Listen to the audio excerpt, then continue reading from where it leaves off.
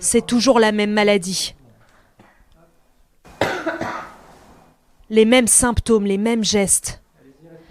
À l'hôpital de Valenciennes, les soignants ne se demandent même plus quand et comment frappera la deuxième vague. Ils se contentent d'y faire face. Aujourd'hui, 150 patients atteints du Covid-19 sont hospitalisés ici, plus 160% en 2 semaines. C'est le premier jour de Jeanne Zaoui dans l'unité Covid. Cette gynécologue de la maternité est venue en renfort. T'as une surblouse, tu vois, pour te protéger, les gants. Elle n'a pas vécu la première vague et découvre la lourdeur du protocole. Globalement, tout ça, tu touches pas.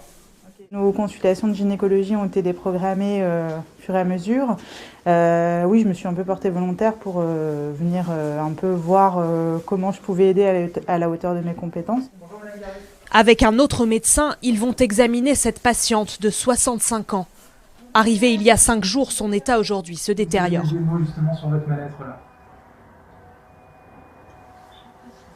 Vous n'avez pas de force. Pour respirer, ça va comment? C'est dur. Elle a été mise sous oxygène. Les médecins veulent envisager un traitement à base de cortisone. Elle n'est pas forcément sous corticoïde. Là, on va se reposer sur le dossier, on va voir un petit peu justement pour essayer de casser un petit peu le processus inflammatoire. Une nouvelle prise en charge des patients, un enseignement que le docteur Atmer a tiré de la première vague. Mais son travail, c'est aussi la gestion du remplissage du service.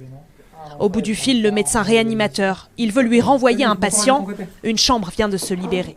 On a eu un décès ce matin et du coup, le temps de nettoyer la chambre et puis on va dire la chambre funéraire prenne la suite, ça nous fait une place de plus justement pour accueillir quelqu'un d'autre. C'est vrai que là c'est un petit peu la catastrophe parce que d'habitude on appelle la famille qui peuvent se recueillir auprès du corps, donc c'est sûr qu'avec là les obligations sanitaires, c'est des choses qui ne sont pas possibles.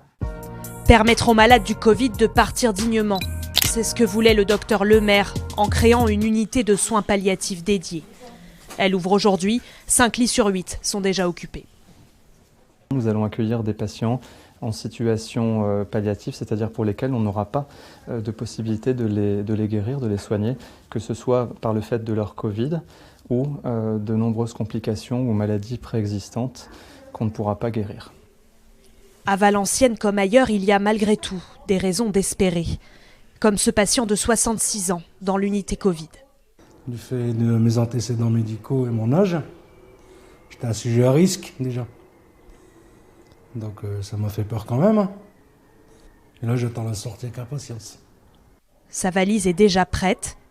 Il devrait sortir demain.